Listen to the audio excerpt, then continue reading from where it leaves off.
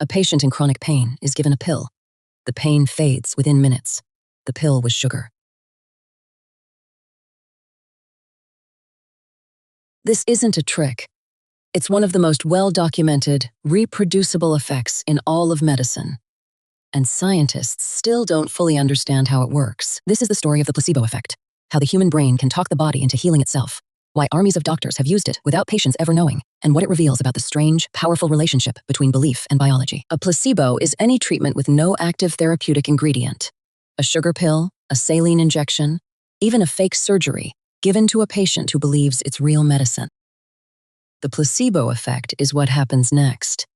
Measurable, sometimes dramatic improvement in symptoms purely from that belief.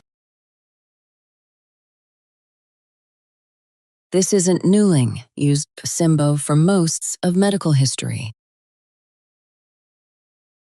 18th and 19th century doctors regularly prescribed bread pills and colored water when they had nothing else to offer, and patients often got better anyway. Placebo effect entered modern science almost by accident. During World War II, an American anesthesiologist named Henry Beecher ran out of morphine while treating a wounded soldier in extreme pain. A nurse injected the soldier with saline instead, telling him it was morphine. And the soldier's pain dropped almost as if it were real. Beecher later studied this systematically and published a landmark 1955 paper called the Powerful Placebo, documenting that across many studies, roughly a third of patients responded to fake treatments as if they were real. That paper helped push modern medicine toward placebo-controlled clinical trials, the gold standard we still use today. Modern neuroscience has shown the placebo effect isn't just in your head in the dismissive sense. It's measurably happening in your brain and body. Brain imaging studies show that placebo painkillers trigger the release of real endorphins, the body's natural opioids, in regions like the prefrontal cortex.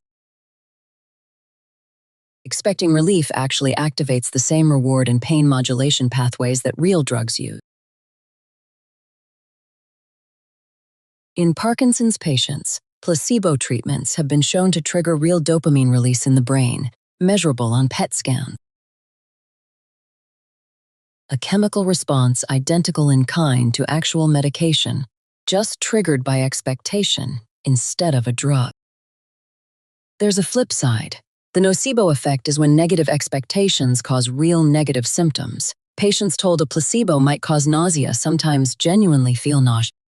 In clinical trials, some participants on inert sugar pills report real side effects just because they were warned a real drug might cause them. It's the same mechanism as the placebo effect, just running in reverse, belief-shaping biology, for better or worse. This is why modern drug trials are placebo-controlled. Any new medication has to outperform a sugar pill to prove it actually works, because the placebo response alone is often strong enough to create real, measurable improvement. This has become a major challenge for drug developers. Placebo response rates in some trials, especially for depression and pain medications, have been rising over time, making it harder for new drugs to prove statistically significant benefit over a fake pill that already works surprisingly well on its own. Here's the strangest twist. Researchers have found that placebos can work even when patients are told up front that they're taking. These are called open-label placebos. In a landmark study on irritable bowel syndrome patients, one group was given pills in a bottle clearly labeled placebo pills and told exactly what that meant. And they still reported significant symptom improvement compared to patients given no pill at all.